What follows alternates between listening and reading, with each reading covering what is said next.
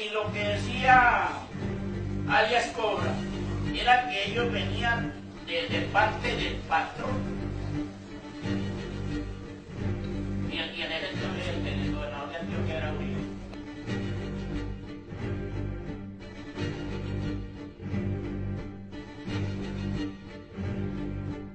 ¿Quién traía una orden para matarlos a todos, para borrarlos? Porque iba a haber un proyecto que ya estaba contemplado en el puente pescadero y que la orden era matarlos a todos para que quedara la zona desocupada.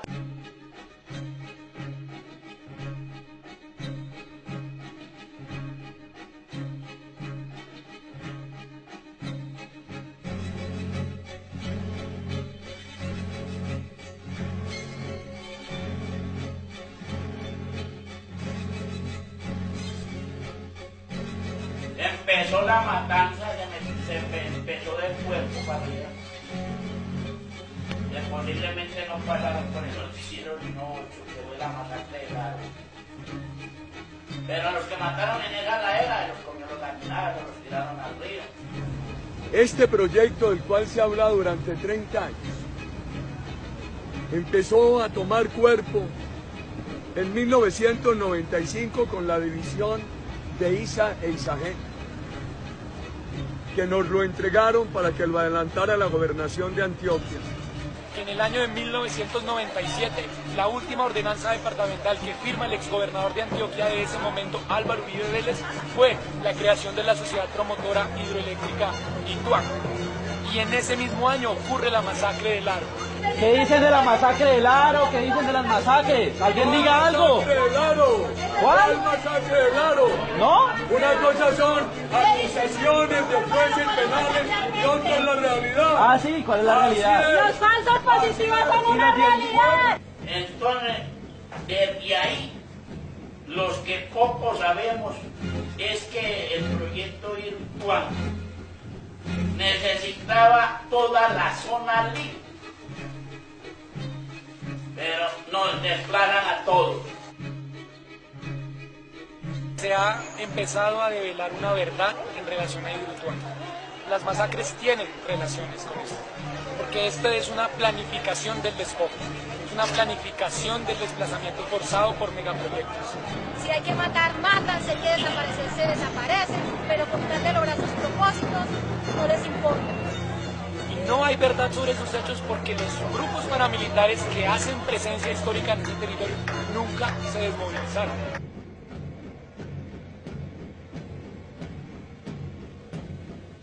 De parte de la fuerza pública hemos recibido amenazas, policía y ejército. Hemos recibido amenazas de parte de la vigilancia privada de empresas públicas de Medellín. Hemos recibido ataques directos por parte de la vigilancia privada de empresas públicas de Medellín, que es un gran ejército en la zona, que es un ejército privado al servicio de la empresa. Hemos recibido amenazas de parte de paramilitares, que hasta hoy no han sido esclarecidas.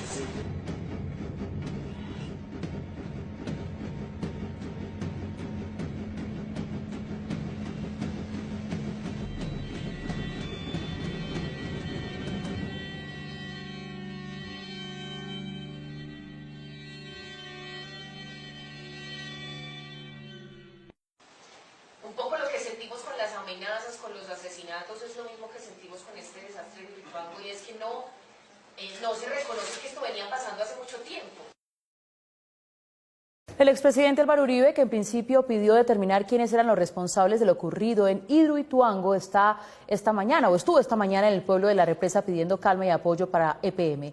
Él fue quien hizo posible que la obra quedara en manos de esta empresa en la separación de ISA e ISAGEN hace 8 años. Estas obras se hagan sin comprometer el presupuesto nacional y sin... Con este video del 12 de julio de 2010, la Presidencia de la República anunció el inicio de las obras de Hidroituango.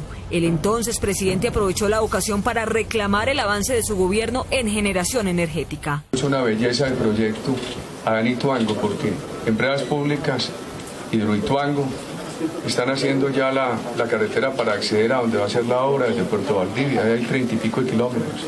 Servirán en el futuro 8 años después, los mismos personajes, Álvaro Uribe y Luis Alfredo Ramos, gobernador de Antioquia en 2010, regresaron a Ituango, asegurando que en la construcción se han cumplido los parámetros. Son proyectos con una gran responsabilidad social. Hoy estuvo el expresidente de nuevo en correría electoral. De presidente de la República le di todos los estímulos para que este proyecto pudiera llevarse a cabo. Y estamos tristes, preocupados. Ya no insistió en las ventajas que una década atrás le había visto a la represa. Miles de hectáreas en el entorno de reforestación protectora. Qué bueno eso, para todo, para el turismo, para el medio ambiente, para darle ingresos a estos municipios. Ya en medio de la campaña volvió a Ituango, después de pedir que las investigaciones llegaran a fondo. Que se hagan las investigaciones del caso, pero que la obra se haga. Que lo que haya que reparar, se repare. Que las dificultades que haya que superar, se superen. Pero en un tono diferente y reconociéndose como promotor del proyecto. En compañía del doctor Andrés Uriel Gallego, que era el secretario de Obras, en la partición de ISA y SAGEN pedir que este proyecto se le entregara a la gobernación de Antioquia. Es decir, Álvaro Uribe, primero como gobernador de Antioquia y luego como presidente, fue el principal impulsor del proyecto que hoy está al borde del colapso. Y desde que se presentó la idea de represar las aguas del Cauca en Ituango, una organización de derechos humanos pidió que se aplazara el llenado de la represa hasta que se abrieran las fosas que allí habría con los restos de desaparecidos. La Comisión Interamericana de Derechos Humanos discutía el tema cuando se supo que por cuenta de un accidente la represa ya estaba llena. Cuando el río comenzó a inundar la represa, la Comisión Interamericana de Derechos Humanos sesionaba para escuchar los reclamos de una organización que lleva décadas pidiendo que no se llene hasta que en sus riberas no concluya la búsqueda de las víctimas de 73 masacres en 25 años de conflicto armado. Se nos ha excluido de esa participación y a pesar de eso seguimos rogando y clamando para que no se continúe con el llenado y se nos permita a nosotros decir en dónde están esos sitios. La noticia del colapso de los túneles llegó cuando ya se había iniciado la sesión. El Ministerio de Justicia intentó explicar que como la inundación ya había ocurrido, no habría tema por discutir. Y respecto al llenado, lo que ha ocurrido es por un fenómeno de la naturaleza y un tema de un gran invierno. Hay un represamiento en este momento en la zona del embalse, es un represamiento no planeado. Allá nosotros dejamos 5 o 6 víctimas. Mientras que a Ríos Vivos se le afanaba para que le precisara a la Fiscalía los posibles lugares de fosas comunes en masacres como las de Laro e Ituango, sus miembros estaban bajo fuego. Nos dicen que debemos decir los sitios, pero no nos dan garantías de protección. La muestra de ello es que en solo 6 días nos asesinan a 2 integrantes, que tenemos más de 150 amenazas. Albeiro George fue asesinado por sicarios el 3 de mayo junto con su sobrino y Luis Alberto Torres el 8 de mayo junto con su hermano. Ambos intentaban recopilar la información que la Fiscalía les reclamaba ante la Comisión Interamericana porque tampoco informó sobre los casos de derechos humanos que tiene por resolver en la zona. ¿Hay un universo determinado? Porque eso no nos han dicho. No podemos dar una cifra concluyente, no nos podemos comprometer con eso, porque habría que hacer una revisión de todos los delitos que se cometieron en la zona, en Antioquia, en Medellín. De manera similar, una semana antes, el alcalde de Medellín había respondido al apoyo que 25 europarlamentarios le dieron a Ríos Vivos cuando le pidieron aplazar la inundación. 9 de las personas que firman esta carta están relacionadas con partidos de izquierdas muy radicales, que inclusive 9 de ellos pidieron hace unos días también la liberación de Santrich. El pasado jueves los comisionados aprobaron pedirle al país que a pesar de la inundación involuntaria haga lo posible para que los desaparecidos no queden bajo las aguas de la represa. La búsqueda no se interrumpa y que sobre todo sea eficaz y que continúe en los lugares determinados. Para ello es muy importante el aporte, la información que tienen los familiares de las víctimas. Aunque sea tarde para buscarlos. Este represamiento está borrando la memoria y la posibilidad de que las víctimas de desaparición forzada, que saben que los cuerpos de sus seres queridos están en el cañón, no puedan ser sepultados. De presidente de la República le di todos los estímulos para que este proyecto pudiera llevarse a cabo. Con esta declaración, el expresidente Álvaro Uribe reconoció haber sido promotor de Hidroituango, un proyecto duramente cuestionado que se ha asociado con asesinato de líderes sociales, desplazamiento de campesinos, el cual tendría como fondo la creación de un complejo turístico y generar energía para exportarla a Centroamérica. Junto con el expresidente y hoy senador Uribe, también lideró este proceso el exgobernador Luis Alfredo Ramos, jefe de la campaña de Iván Duque, relacionado con grupos paramilitares y privado de la libertad hace algunos meses. Luis Alfredo Ramos, siendo gobernador del departamento de Antioquia, priorizaron la construcción de la hidroeléctrica de Ituango frente a otras posibilidades de generar energías limpias en el país. Por ejemplo, decidieron, bajo una decisión política del gobierno de Álvaro Uribe Vélez, establecer la viabilidad técnica, administrativa y financiera que permitiera la construcción de la hidroeléctrica sin tener unos estudios confiables que escucharan los clamores de las comunidades asentadas en el área de influencia de esta hidroeléctrica. Cuantificar lo ocasionado por Hidroituango es prácticamente imposible. Más de 25.000 personas se han visto obligadas a abandonar la zona por parte del gobierno para evitar una tragedia mayor. No obstante, pese al rechazo de la comunidad al proyecto, los grupos armados impusieron su ley y 13 años después arrancó la obra. Hubo toda una estrategia violenta paramilitar para desplazar, para asesinar a las personas que de alguna manera se oponían a que se interviniera el río Cauca, porque en su momento denunciaban iba a traer graves consecuencias al medio ambiente y a las comunidades que tienen su asentamiento alrededor del río Cauca. Hidroituango se levantó sobre un cementerio de líderes sociales y campesinos, donde han sido exhumados 159 cadáveres y 3 líderes más asesinados. Miramos que hay toda una cadena de hechos que permitieron, de hechos violentos además, que permitieron que contra la fuerza de las comunidades, que contra la fuerza de las organizaciones, se estableciera un proyecto que termina hoy como uno de los grandes fracasos de la ingeniería colombiana. En un área donde además se ejecutaron 62 masacres.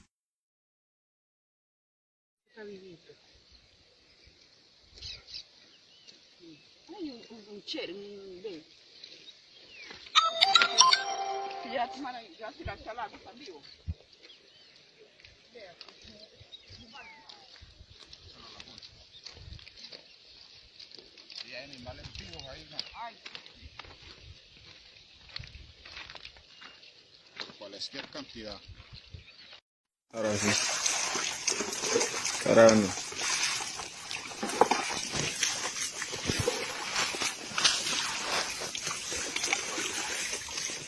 No está perfecto.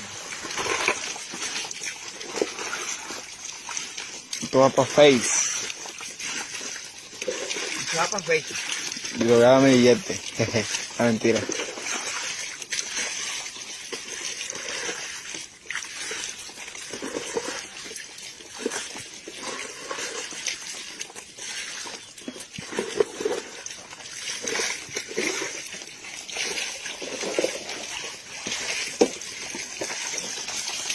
Grande. Rapidito. Para que te sigo.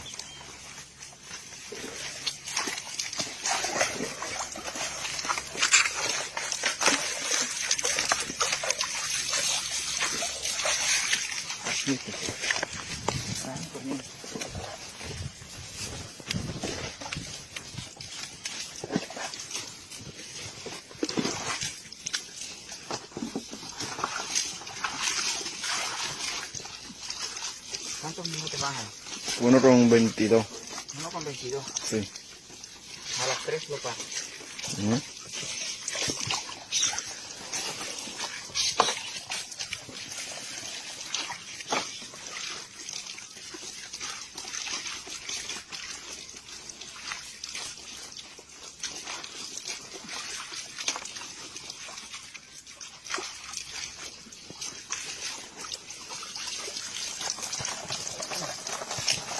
Graban medio también para que se vean los inviernos.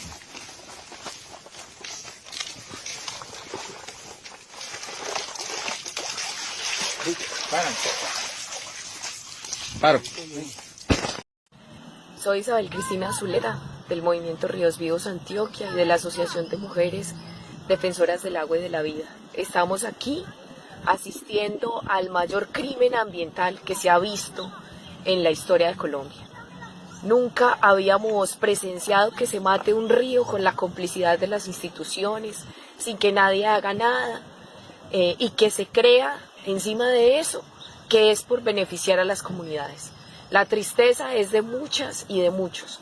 Los pescadores y los barqueros jamás habrían aceptado que en su nombre mataran el río. A EPM se le pide respeto, se le exige que no haga este tipo de crímenes, que sea metido a la cárcel quien tenga que ser metido, porque esto no se le puede llamar de otra manera. Esto es un crimen lo que han hecho con el río. En Puerto Valdivia estamos viendo las señales del puente que quedó destrozado cuando la creciente del mes de mayo del año pasado. Vemos cómo intentan simular un rescate que no es real. Nosotros vimos cómo los rescatistas cogían del mismo río y volvían a echar al río. Y vemos sobre todo el dolor más grande que uno puede sentir, y es que matan el río con absoluta impunidad y en nombre de las comunidades que toda su vida ha sido alrededor del río. Para nosotros es el colmo que justifiquen el cierre de sus compuertas, que solo sirve para sus propios intereses. Sabemos que solo les interesa avanzar en su obra, que no les importa la vida de las comunidades, que no les importa la vida de los peces, la vida de todo el ecosistema, de la flora, de la fauna. Este no es el río Cauca, este no es el río que conocimos. No tiene ni la forma ni la fuerza, porque cuando llegábamos acá tenía una velocidad grandísima y ya no corre con la misma fuerza, parece como si solo corriera con el viento. Le quitaron toda su fuerza, le quitaron los sedimentos, están matando poco a poco el río, tal como lo hicieron con las masacres, tal como lo hicieron con los asesinatos. Así mismo están haciendo con el río. Y yo siento muchísimo dolor de que Colombia sea un país tan miserable que permita semejante ecocidio, semejante dolor para las poblaciones ribereñas que tanto han sufrido con la guerra y que encima les toque vivir y presenciar esta situación tan dolorosa. El llamado es a que los colombianos entiendan la importancia de un río y que no permitan que esto vuelva a pasar en el país. Un país no es viable sin sus ríos, sin el agua. No es viable sin que la gente tenga comida, sin que la gente se le respete su dignidad y no se use más por parte de EPM. Porque no es justo que se les esté usando a gente tan humilde y que en su nombre estén matando la cultura, estén matando la historia y estén matando la fuente de alimentación, de sustento de todo este Bajo Cauca, de toda la zona ribereña hasta que desemboca el río Cauca en el río Magdalena. Eso fue como la llegada del proyecto, es el helicóptero y el ESMAD. Eso es como el símbolo de la llegada del progreso. El helicóptero ya que no iba a bombardear, sino que iba a sacar a la gente. Entonces el helicóptero ha ido a dos cosas, a bombardear el territorio y a sacar a la gente para que llegue el desarrollo. Y el ESMAD, que llegó a gasear, a atropellar, a tirarle a la gente las pertenencias al río, a quemar los ranchos, a hacer cosas terribles, igual que los paramilitares.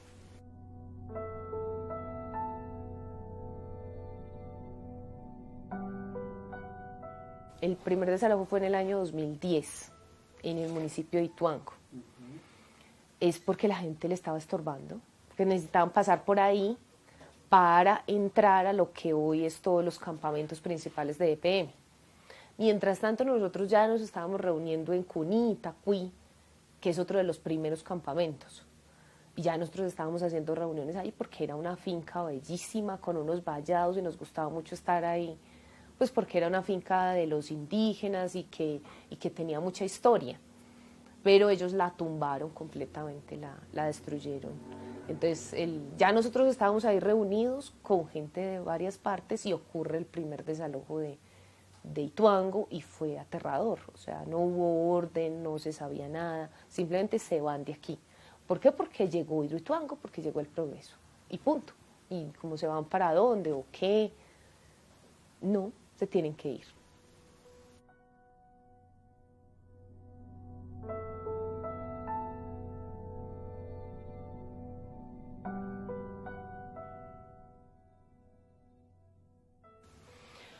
Pues la información, es que la característica de la información, o sea, realmente estar informado es que te permita la actuación. O sea, hay un interés en que no estés informado, porque para nosotros, información que sea comprensible, porque entonces la que no es comprensible, esa es la que divulgan. Códigos que no te llegan culturalmente. Entonces te decían, un muro de 225 metros. Un charco que primero iba a ser de 73 kilómetros y después de 79. Un embalse de 3.800 hectáreas que ya va en 4.500. Entonces te daban datos. Pero eso en concreto, ¿qué es? Pues eso ¿cómo se digiere? Entonces, el poder de la información es cuando conecta tus códigos culturales. Si no, no sirve de nada. Entonces ellos dijeron, no, sí comunicamos. La pregunta es, ¿qué comunicaron? ¿Cuándo lo comunicaron? ¿Y para qué lo comunicaron? Para nosotros no comunicaron sino terror. Salga de allá porque si no los vamos a matar. Esa fue la comunicación. ¿Por qué se comunica eso? Porque se comunica a través de la llegada del ESMAD. Entonces usted no tiene opción. Y si al mismo tiempo te están diciendo, no, es que llegó el desarrollo, usted lo que entiende es, salga.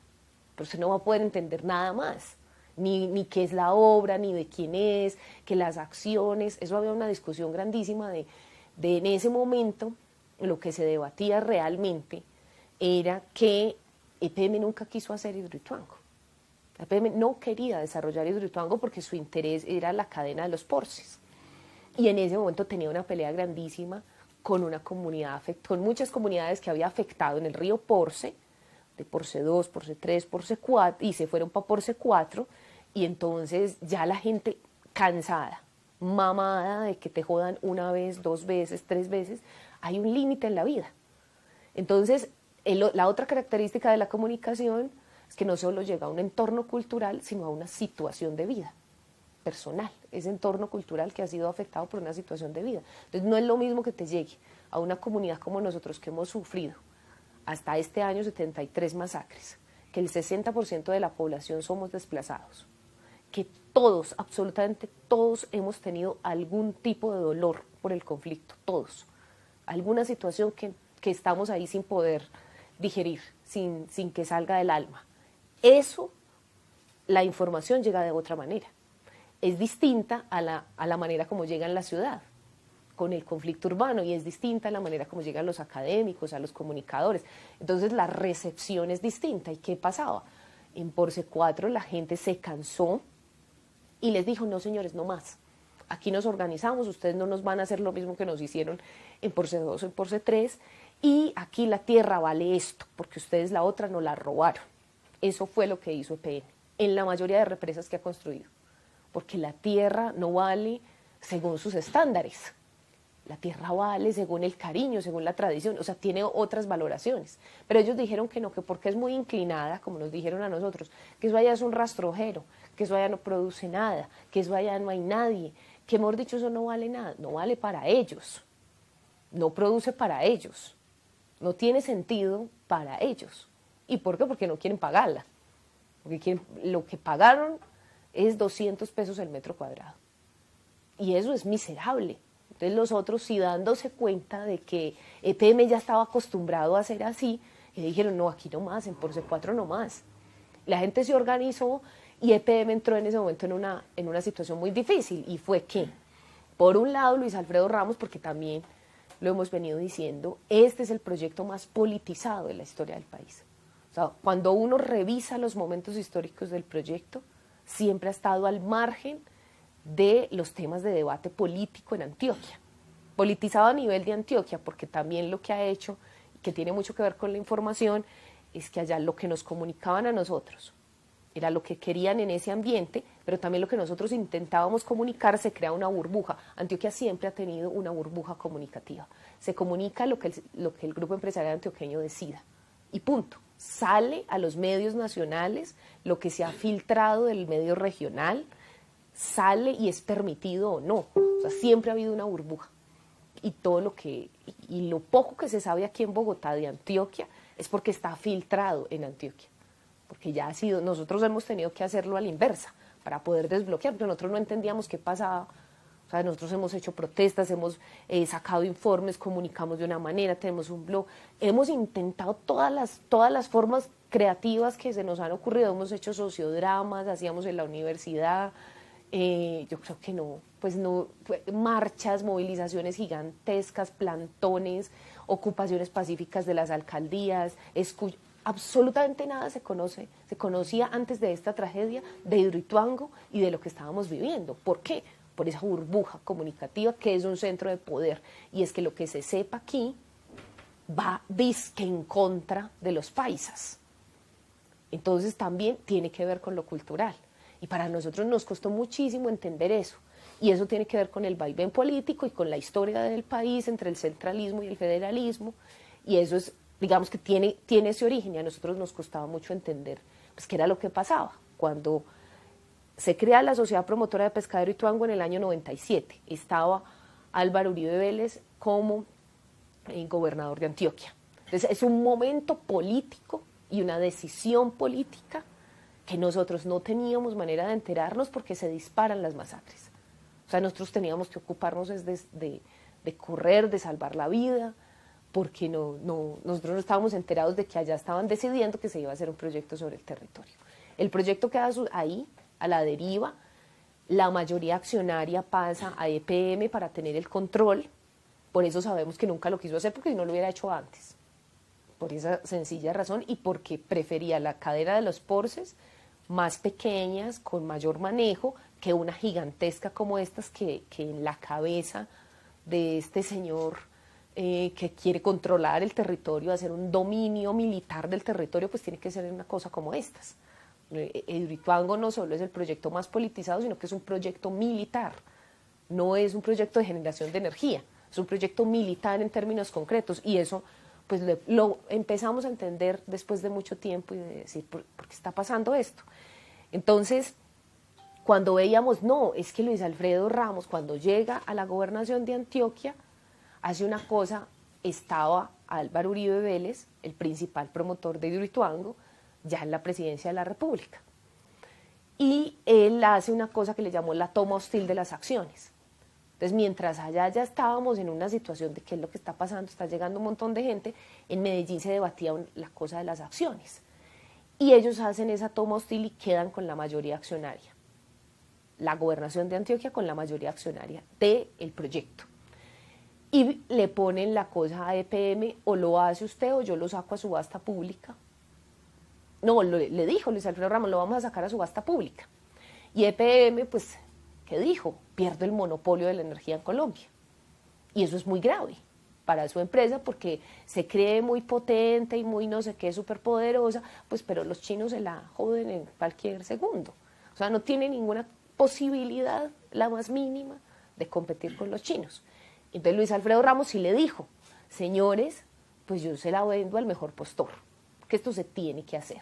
Se tiene que hacer por una decisión política, no por una decisión técnica, ni por una decisión de la subasta de energía, ni por nada, porque les dio la gana y punto, y porque en este país se hace lo que los poderosos dicen, y ya, y nadie puede discutir ni decir no.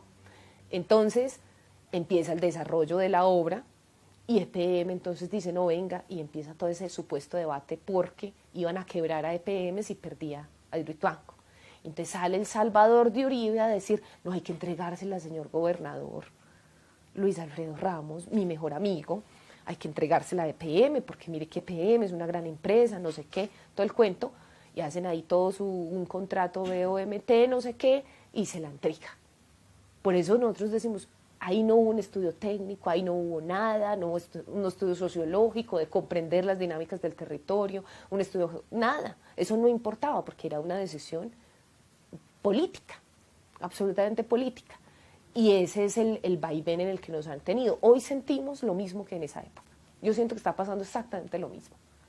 Porque ayer, después de ese desastre de autoridad ambiental que se tiene en Colombia, que toma unas decisiones el 1 del mes, el 1 de junio, pero que para no generar mucho escándalo, otra vez el asunto comunicativo, otra vez la posibilidad, porque es que Colombia uno siente en estos procesos organizativos que le tiene un miedo a que la gente se organice terrible. Entonces que nos tiene que matar si nos organizamos, porque ese es el terror a que estemos pensando y más organizados.